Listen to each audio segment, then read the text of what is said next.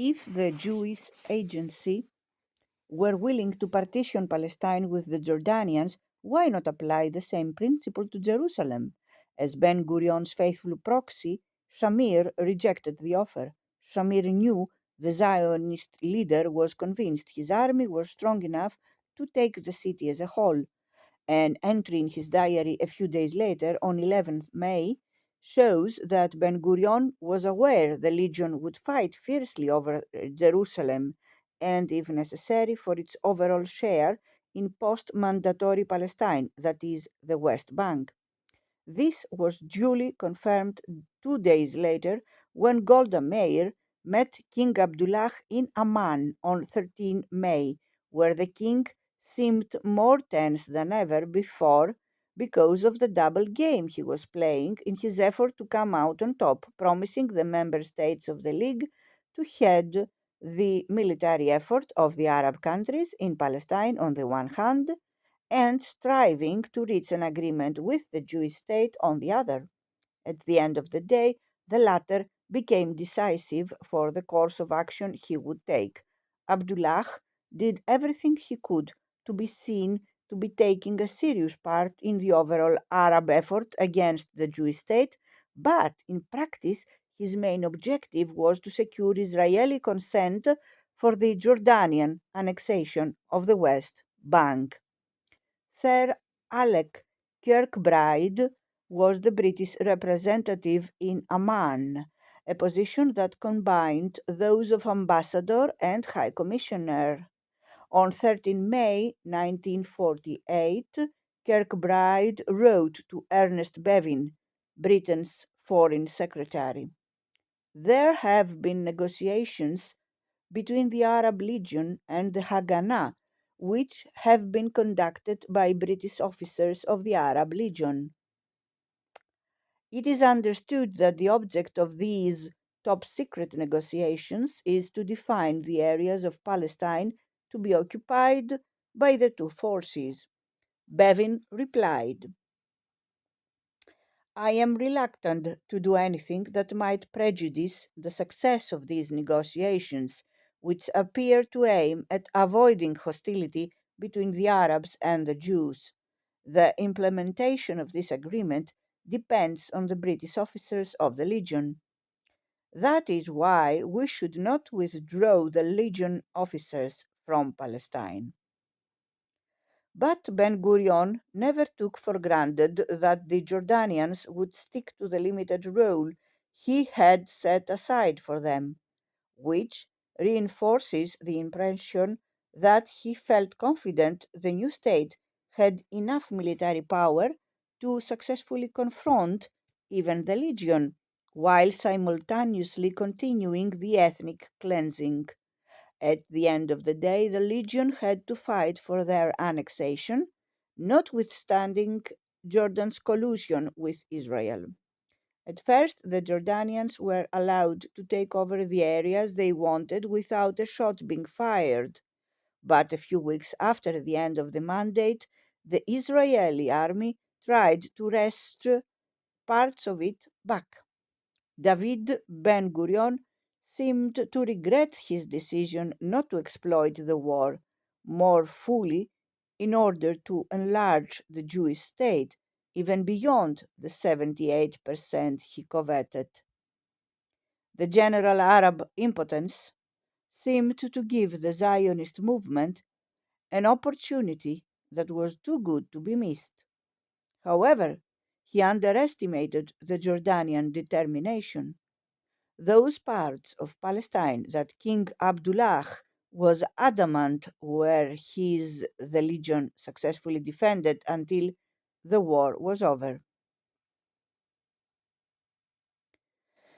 In other words, the Jordanian occupation of the West Bank at first came about thanks to a prior agreement with the Jews, but it remained in Hashemite hands thereafter due to the tenacious defensive efforts of the Jordanians and the Iraqi forces that helped repel Israeli attacks. It is possible to see this episode from a different angle.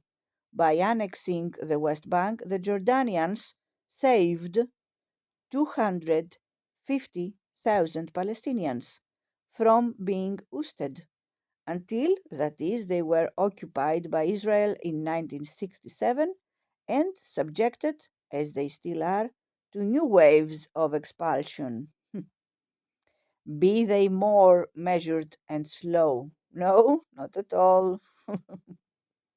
The book is 2005. It was written. Huh? I think something like that. The actual Jordanian policy in the very last days of the mandate is detailed.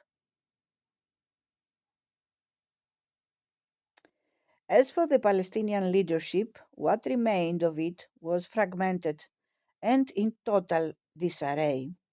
Some of its members left hurriedly, and they hoped in vain temporarily. Very few of them wished to stay and confront the Jewish aggression in December 1947 and the onset of the cleansing operations in January 1948. But some did stay behind and remained official members of the national committees. Their activities were supposed to be coordinated and supervised by the Arab Higher Committee, the unofficial government of the Palestinians since the 1930s, but half of its members had by now also left, and those remaining found it difficult to cope. For all their failings in the past, however, they stood alongside their communities, almost to the bitter end, although they could easily have opted to leave. They were Emil Gori, Ahmad Hilmi, Rafik Tamimi, Mu'in al-Madi, and Hussein al-Khalidi. Each of them was in contact with several local national committees and with Al-Hajj Amin al-Husseini, chairman of the Arab Higher Committee, who followed events with his close associates, Saih Hassan Abu Soud and Isaac Darwish in Cairo, where he now resided. Amin al Husseini had been exiled in 1937 by the British. Would he have been able to return in those days of chaos and turmoil, given the British presence in the land? He never tried to go back, so the point is moot. His relative, Jamal al Husseini, acting chairman of the Arab Higher Committee in his absence, left in January for the US to try to initiate a belated diplomatic campaign against the UN resolution. The Palestinian community, for all intents and purposes, was a leaderless nation. And now, one more time, the same thing happened. In this context, Abd al-Qadir al-Husseini should be mentioned once more since he tried to organize a paramilitary unit from among the villagers themselves to protect them. His army, the Holy War Army, a rather grand name for the shaky outfit he headed, held on until 9 April, when it was defeated and Abd al-Qadir was killed by the Haganah forces that outnumbered them with their superior equipment and military experience. A similar effort was attempted in the greater Jaffa area by Hassan Salameh, whom I have already mentioned, and Nimr Khawari, who later surrendered to the Jews and became the first Palestinian judge in 1950s Israel. They tried to transform their scouts movements into paramilitary units, but these too were defeated within a few weeks.